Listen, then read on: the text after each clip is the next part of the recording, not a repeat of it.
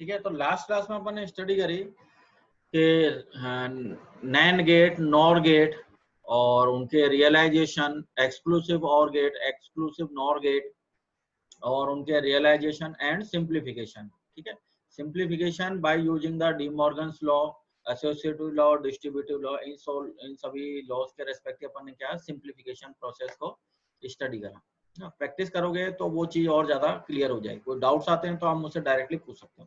अब नेक्स्ट आगे अपन बढ़ते हैं।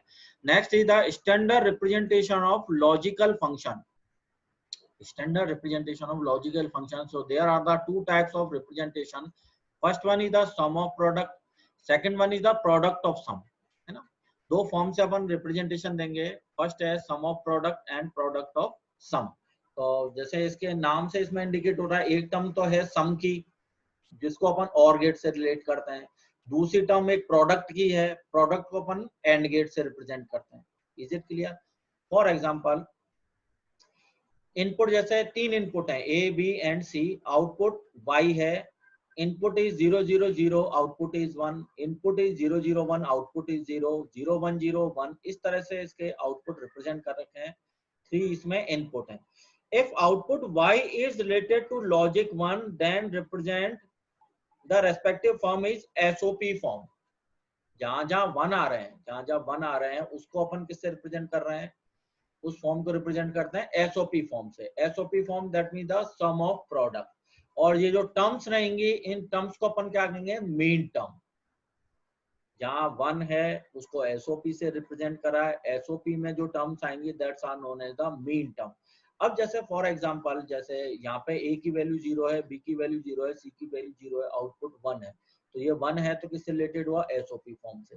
अब A पे भी 0 है, B पे भी 0 है, C पे भी 0 है, तो इसको कैसे रिप्रेजेंट करेंगे? A के बार से, B के बार से और C के बार से।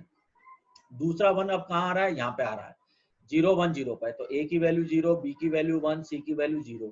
तो 0 को तो किससे रिप्रेजेंट करा? A के बार से। जहाँ B की वैल्यू 1 है उसको नॉन बार से रिप्रेजेंट करा। जहाँ C पे वैल्यू 0 है तो वहां C के बार से रिप्रेजेंट करते हैं। तो इस तरह से कितने 1 है? 1 2 3 4। तो कितनी टर्म होंगी? 4 टर्म होंगी। तो 1 2 3 4 टर्म है और चारों टर्म्स को क्या कहेंगे अपन? मीन टर्म कहेंगे। ठीक है, तो that is related to SOP form, min term, है ना। और नेक्स्ट क्या है? Output y is related to the logic 0। जहां 0 0 प्रेजेंट है वो एक्चुअली किससे रिलेटेड होंगे? POS से, प्रोडक्ट ऑफ सम से। और प्रोडक्ट ऑफ सम के केस में जो टर्म्स होंगी उनको अपन क्या कहेंगे? Max term. SOP फॉर्म में टर्म्स है मीन टर्म, POS की टर्म्स में जो टर्म्स हैं वो मैक्स टर्म। हम मैक्स टर्म के लिए जैसे देखें 0 0 कहां पे आ रहा है? यहाँ पे 0 0 1 के केस में, जहां A 0 है, B 0 है और C की वैल्यू 1 है, वहां पे 0 है। तो ये मैक्स टर्म बनी। मैक्स टर्म को कैसे रिप्रेजेंट करेंगे? इसका उल्टा रहेगा। मैक्स टर्म क्या है? मीन टर्म का उल्टा। वहां 0 पे बार ले रहे थे तो यहाँ 1 पे बार लेंगे। अब जैसे A की वैल्यू 0 है तो नॉन बार है, B की वैल्यू 0 है, नॉन बार है, C की वैल्यू 1 है तो C पे बार आ गया। मतलब ये दोनों आपस में एक दूसरे के यहाँ रेसिप्रोकल है, एक दूसरे के अपोजिट है। वहां 0 आने पे बार आ रहा था, यहाँ 1 आने पे बार आएगा। यहाँ C पे 1 है इसलिए यहाँ पे C पे बार आया। और दूसरा डिफरेंस क्या है कि यहाँ पे तो क्या, जैसे A बार का प्रोडक्ट B बार के साथ, B बार का प्रोडक्ट C बार से। तो क्या हो रहा है? ये प्रोडक्ट्स का क्या करते जा रहे हैं? सम करता जा रहा हूं मैं। फर्स्ट का प्रोडक्ट था, इसका सम कर दिया, दूसरे का प्रोडक्ट था, फिर सम कर दिया, तीसरे का प्रोडक्ट था, फिर सम कर दिया, चौथे का प्रोडक्ट था, फिर सम कर दिया। जबकि POS फॉर्म में क्या कर रहा हूं मैं? प्रोडक्ट कर रहा हूं किसका? सम का। जैसे A का B और C बार से इनका सम हुआ, फिर इनका क्या कर दिया? प्रोडक्ट कर दिया। प्रोडक्ट किसके साथ करा? A plus B bar plus C बार, यानी सम्स का क्या करता जा रहा हूं मैं? प्रोडक्ट करता हूं। तो ये टेक्निकली भी ये टर्म समझ में आ रही है कि सम ऑफ प्रोडक्ट और प्रोडक्ट ऑफ सम में क्या डिफरेंस है। सम ऑफ प्रोडक्ट मतलब प्रोडक्ट का सम करते गए, प्रोडक्ट ऑफ सम का मतलब क्या है? सम्स बनाया और फिर सम्स का फिर प्रोडक्ट करा। Is it clear? Okay. Next term के नेक्स्ट पार्ट क्या है इसमें? Converting from max term to min term and vice versa. मतलब मीन टर्म को मैक्स टर्म में और मैक्स टर्म को मीन टर्म्स में कन्वर्ट करना चाहे तो इसकी कुछ स्टेप्स हैं। इस स्टेप्स को अपन देखें। फर्स्ट स्टेप है convert all and get into और गेट एंड और गेट इनटू एंड गेट। मतलब जितने भी एंड गेट हैं, जो एंड ऑपरेशन है, एंड ऑपरेशन मतलब मल्टीप्लिकेशन वाले, जितने भी मल्टीप्लिकेशन वाले प्रोसेस हैं, एंड वाले ऑपरेशन है, उनको किस में कन्वर्ट करना है, और में। यानी जहाँ मल्टीप्लिकेशन आ रहा है वहां सम लगा देना है, जहां सम आ रहा है वहां मल्टीप्लिकेशन लगा देना है, पहली स्टेप। सेकंड स्टेप क्या है, कॉम्प्लीमेंट और इन्वर्ट ईच वेरिएबल। अब जहां कॉम्प्लीमेंट जैसे ए है तो वहां ए बार कर दो, जहां ए बार है उसको ए कर दो, समझ। तो कॉम्प्लीमेंट और invert each variable, A B C D जितने भी वेरिएबल है उन सबका क्या कर देना है, कॉम्प्लीमेंट कर देना है, ठीक है। थर्ड वन स्टेप क्या है, कॉम्प्लीमेंट द एंटायर फंक्शन, जो टोटल फंक्शन बन के आएगा उस पे होल बार लगा देना, टोटल बार लगा देना है, ठीक है। फोर्थ स्टेप में क्या है, eliminate group of double over bar, जहां बार के ऊपर बार है उसको एलिमिनेट कर देना, उसको हटा देना, ठीक है। अब जैसे एग्जांपल से इसको समझें, convert the POS form to SOP form for given function. POS में क्या आएंगे, मैक्स टर्म, एसओपी में क्या आएंगे, मीन टर्म। तो कन्वर्जन करना है मैक्स टर्म से मीन टर्म में, तो ये सारी स्टेप्स को फॉलो करना है। अब फर्स्ट स्टेप क्या है इसमें, कन्वर्ट ऑल एंड इनटू और एंड और इनटू एंड। जहां मतलब जहां मल्टीप्लिकेशन है उसको सम में कर देना है, जहां सम है उसको मल्टीप्लिकेशन कर देना है। तो इसका फर्स्ट एक्सप्रेशन में देखें, a plus B bar plus C bar plus D, तो प्लस वालों को किसमें कर दिया, मल्टीप्लिकेशन में, a into B bar into C bar into D, ठीक है। अब दूसरा क्या था, a bar plus B plus C plus D bar, इसको भी किसमें मल्टीप्लिकेशन में ले लिया, a bar into B into C into D bar. अब इन दोनों टर्म्स के बीच में क्या आ रहा है, मल्टीप्लिकेशन, तो मल्टीप्लिकेशन की जगह पर क्या लगा दिया, यहाँ पर प्लस लगा दिया, फर्स्ट स्टेप, ठीक है। दूसरे स्टेप में क्या करा अपन ने कि कॉम्प्लीमेंट और इनवर्ट। कॉम्प्लीमेंट और इनवर्ट मतलब जहां ए था उसकी जगह ए बार आ गया, जहां बी बार था तो बी बार का बार क्या हो गया, बार से बार कैंसिल, तो बी रह गया। जहां सी बार था उसको सी बना दिया, जहां डी था वहां डी बार बना दिया, जहां ए था, ए बार था उसको ए कर दिया, जहां बी था उसको बी बार कर दिया, जहां सी था उसको सी बार कर दिया, जहां डी बार था उसको डी कर दिया। Second step, complement the entire function. इस कंप्लीट सबका कॉम्प्लेक्स कंप्लीट का क्या ले लिया, कॉम्प्लीमेंट ले लिया, ऊपर बार लगा दिया, दोनों के जो टर्म थी दोनों को सम करा, ऊपर क्या लगा दिया, बार लगा दिया। तो कंप्लीट का क्या ले लिया अपन ने, कॉम्प्लीमेंट ले लिया, कॉम्प्लीमेंट ले लिया एंटायर फंक्शन का, ठीक है। अब इसके बाद क्या कर दिया अपन ने, इसको जैसे बार का बार ले ली तो बार से बार क्या हो गया, कैंसिल आउट हो गया, ये बार था इसके ऊपर भी एक और बार आ गया, तो ये क्या हो गया, बार से बार क्या हो गया, कैंसिल आउट हो गया। कैंसिल आउट होने पर ये चीज हट जाएगी, तो फाइनल आंसर क्या बच गया, A bar B C D bar plus A B bar C bar D, ये आंसर हो गया अपना। ये एसओपी फॉर्म में आ गया। इस तरह से अपन कैलकुलेट करते हैं स्टेप बाय स्टेप, ठीक है। एक और एग्जांपल है जिसमें एसओपी से पीओएस में जाएंगे। एसओपी से पीओएस में जाने के लिए सबसे पहले क्या करना है कि जहां प्रोडक्ट है उनको सम में कर दो, तो यहाँ सम लगा दिया इनके बीच में, यहाँ इनके बीच में भी सम लगा दिया, यहाँ बीच में सम है उसको प्रोडक्ट में बना दिया, ये प्रोडक्ट आ गया फर्स्ट स्टेप। सेकंड स्टेप में क्या करा, कॉम्प्लीमेंट करा ईच वेरिएबल को, तो ये ए बार था उसको ए कर दिया, बी था उसको बी बार कर दिया, सी बार था उसको सी कर दिया, इसको डी कर दिया, ये कॉम्प्लीमेंट कर दिया। फिर थर्ड स्टेप में बार का बार लगा दिया, इंटायर फंक्शन का बार लगा दिया, तो डबल बार कैंसिल आउट हो गए, ये आंसर आ गया अपना, इसका आंसर आ गया, ठीक है। अब इसमें एक और इंपॉर्टेंट चीज है कि for n variable input output possible combination are 2 to the power n if there are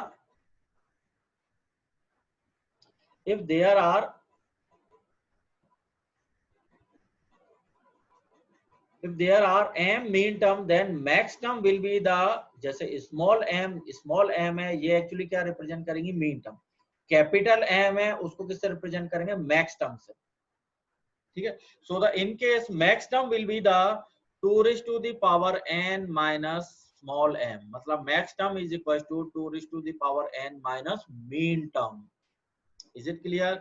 अगर n वेरिएबल हैं तो पॉसिबल कॉम्बिनेशन क्या होंगे, 2 to the power n, ठीक है। So the max term is equal to 2 to the power n minus min term. ये expression बड़ा काम का है, आगे अपने काम आएगा। If mean term are equal to max term is known as the neutral function. अगर मीन टर्म और मैक्स टर्म दोनों बराबर है, मीन टर्म भी 4 है मैक्स टर्म भी 4 है, तो वो कौन सा फंक्शन होगा, neutral function. If min term, जैसे कोई एग्जांपल लिया अपन ने, एक एग्जांपल लेते हैं, if min term are F small F, min term मतलब स्मॉल एफ से रिप्रेजेंट करते हैं, small F A B C equal to A B C bar plus A B C plus A B bar C bar. इस case में कितनी min term है, 3, n equal to 3। Possible combination क्या होंगे 8 2 raised to power 3 equals to 8।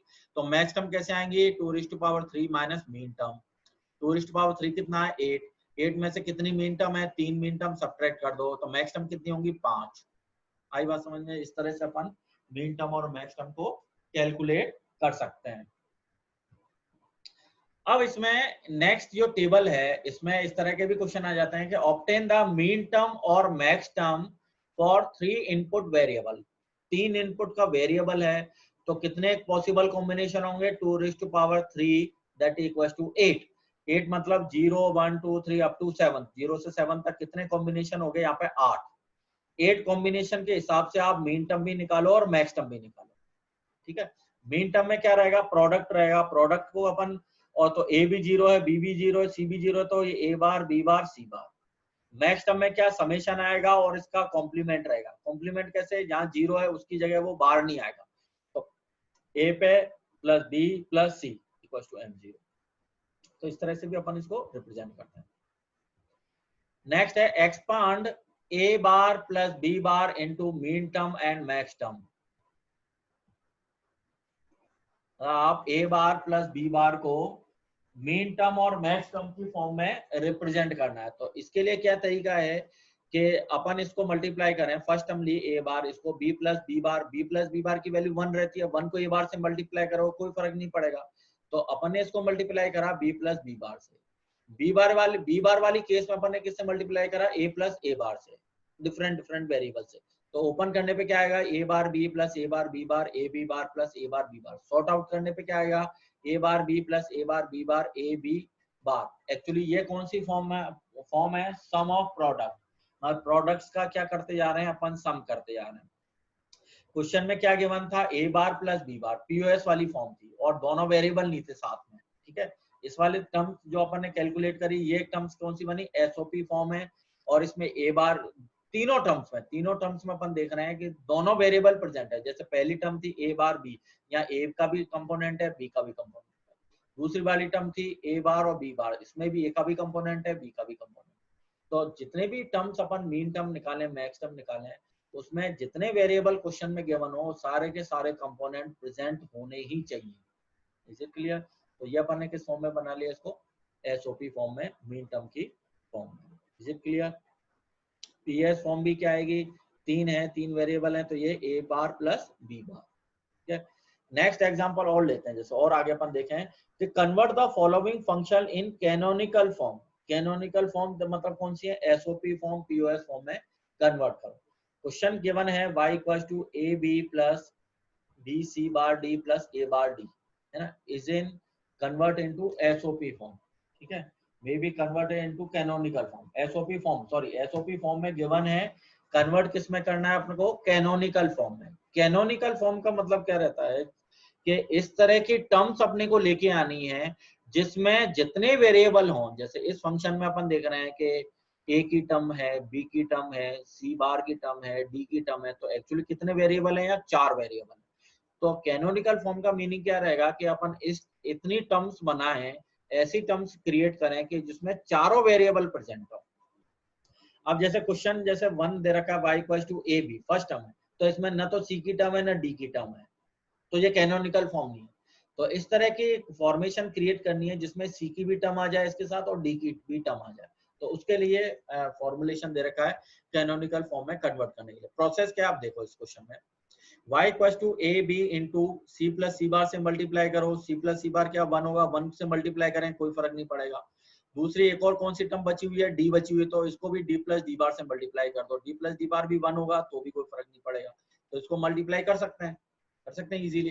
दूसरी term जैसे लें जिसमें दूसरी टर्म में क्या है बी है सी बार है डी बार है पर ए नहीं है, तो इसको किससे मल्टीप्लाई कर दो ए प्लस ए बार से।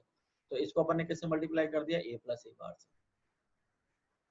तीसरी टर्म में क्या है ए की टर्म है डी की टर्म है बी और सी की नहीं है, तो कल किससे मल्टीप्लाई कर दो बी प्लस बी बार से मल्टीप्लाई कर दो, सी प्लस सी बार से मल्टीप्लाई कर और इसको ओपन कर दो तो अपना चारों फॉर्म आ जाएंगे। ये अपना आंसर आ जाएगा कैनोनिकल फॉर्म का। ये इसका प्रोसेस है।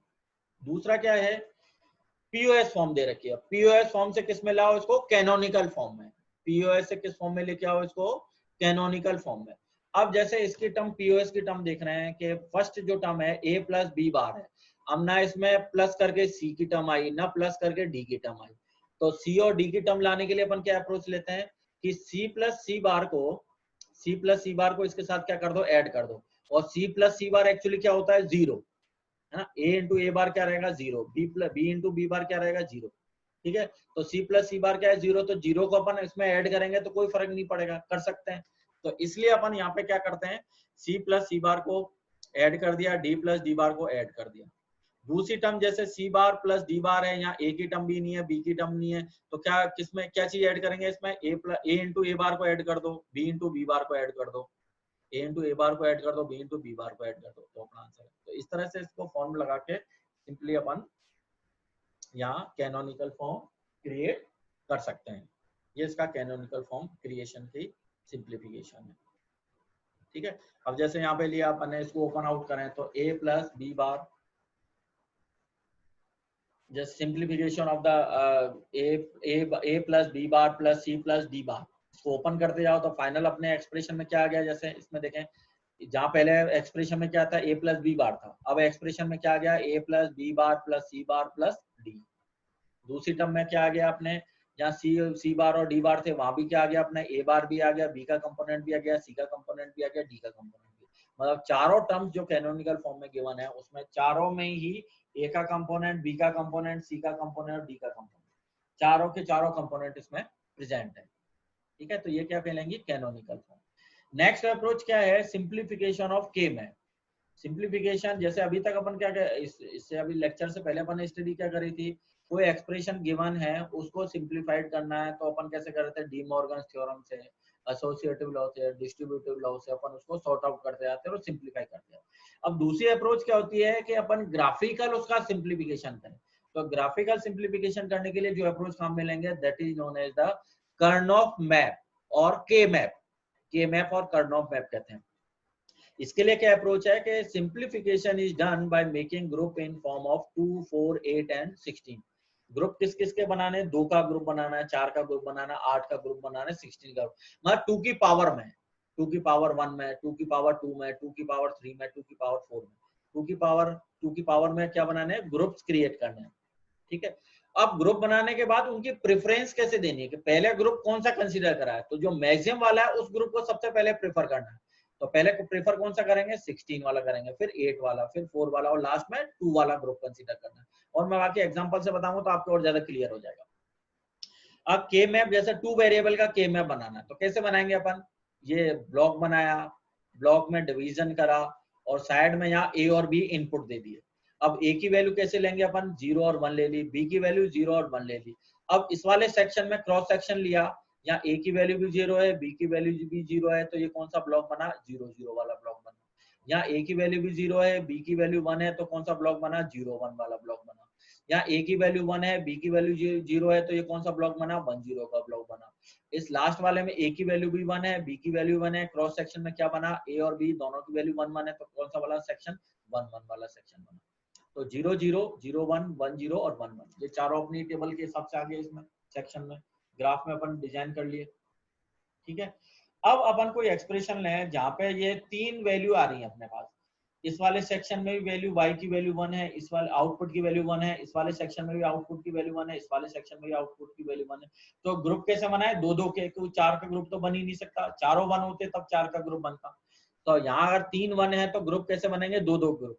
तो एक ग्रुप तो बना ऐसा वर्टिकली, एक ग्रुप बना 1, 1 का हॉरिजॉन्टली, तो ये 2 ग्रुप बनेंगे। तो इस तरह से अपन ग्रुप डिजाइन कर सकते हैं।